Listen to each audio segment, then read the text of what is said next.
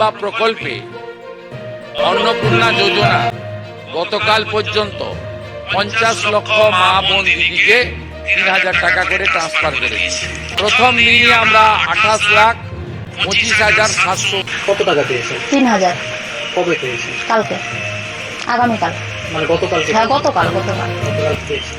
কেমন লাগছে আপনার? খুব আনন্দিত আমরা সবাই, যারা খুব খুশি, খুব আনন্দিত আমরা। শুভেন্দু অধিকারীকে, মুখ্যমন্ত্রীকে আমরা ধন্যবাদ জানাই যে আমরা পেয়ে গেছি, সবাই পাবে।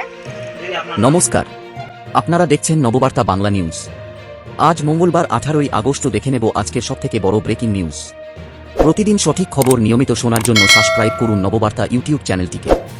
আসছি বিস্তারিত খবরে। রাজ্যের 1,45,00,000 মহিলার ব্যাংক অ্যাকাউন্টে অন্নপূর্ণা যোজনার টাকা ঢুকতে শুরু করল সোমবার থেকে। আপাতত উপভোক্তা তালিকার বাইরে রাখা হয়েছে 17 লক্ষ আবেদনকারীকে। তাদের মধ্যে 10 লক্ষ আবেদনকারী টাকা পেলেন না আধার কার্ড সংক্রান্ত সমস্যার কারণে। কারো ক্ষেত্রে আধার কার্ডে থাকা নামের সঙ্গে ব্যাংক অ্যাকাউন্টের নাম মেলেনি।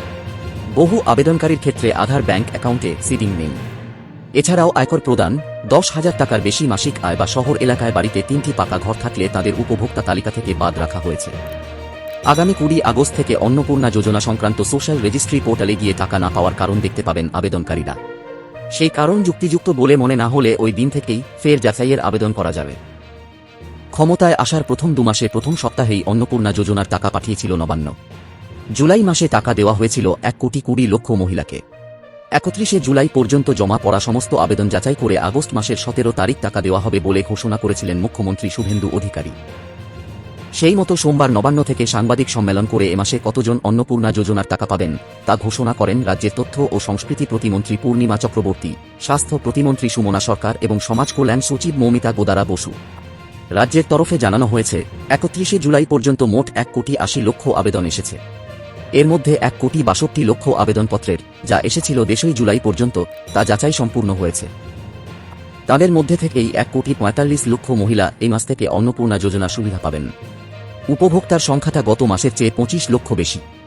আগস্টে মোট 4,350 কোটি টাকা পাঠানো হবে 1,45,00,000 ব্যাংক অ্যাকাউন্টে। বাকিদের, যাদের আবেদন 11 থেকে 31 জুলাইয়ের মধ্যে জমা পড়েছে, যাচাই শেষ হবে সেপ্টেম্বরের 3য় সপ্তাহে। এই যাচাই পর্বে নতুন আবেদন নেওয়া হবে না।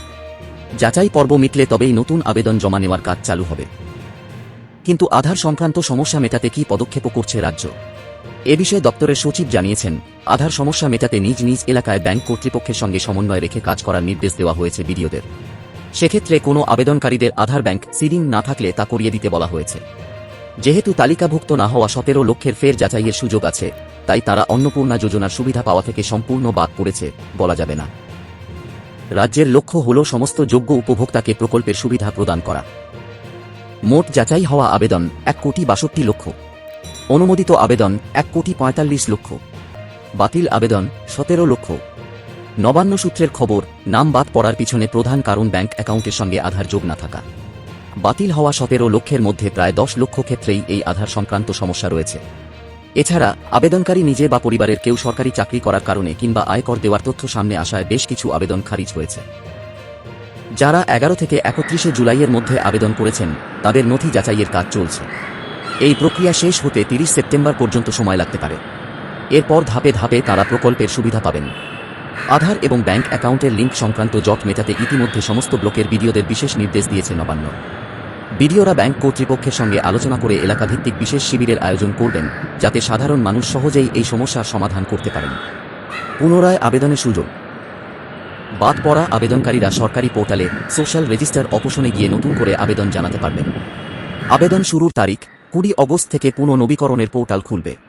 যাচাই প্রক্রিয়া, জেলাশাসকের কার্যালয় থেকে দ্বিতীয়বার সমস্ত নথি খতিয়ে দেখা হবে। সব ঠিক থাকলে মিলবে সরকারি অনুদান। অভিযোগ নথিভুক্তকরণ, নাম বাদ পড়া নিয়ে কারো কোনো ক্ষোভ বা আপত্তি থাকলে তাঁরা ওই পোর্টালেই সরাসরি অভিযোগ জানাতে পারবেন। নতুন আবেদন। যারা একদম নতুন করে আবেদন করতে চান, তাদের 30 সেপ্টেম্বরের পর পর্যন্ত অপেক্ষা করতে হবে। নবান্ন থেকে মুখ্যমন্ত্রী শুভেন্দু অধিকারী আগেই ঘোষণা করেছিলেন যে কেন্দ্র বা রাজ্য সরকার কোনো বিধিবদ্ধ সংস্থা, সরকারি আন্ডারটেকিং, পঞ্চায়েত, পুরসভা বা সরকারি সাহায্যপ্রাপ্ত শিক্ষা প্রতিষ্ঠানে শিক্ষক বা শিক্ষাকর্মী হিসেবে স্থায়ী চাকরি করা ব্যক্তি বা তাদের পরিবার এই সুবিধার আওতায় পড়বেন না। 60 বছরের ঊর্ধ্বে পেনশনভোগীরাও এর বাইরে থাকবেন। এছাড়া এছাড়া যে পরিবারের বার্ষিক আয় 12 লক্ষ টাকার বেশি, অর্থাৎ যারা আয়কর দেন, এবং যে মহিলা নিজে মাসে 10,000 টাকার বেশি উপার্জন করেন, তারা এই প্রকল্পের জন্য প্রাথমিকভাবে বিবেচিত হবেন না। এই ছিল আজকের বিশেষ সংবাদ। আরও নিত্য নতুন খবরের আপডেটের জন্য আমাদের সঙ্গেই থাকুন। ধন্যবাদ।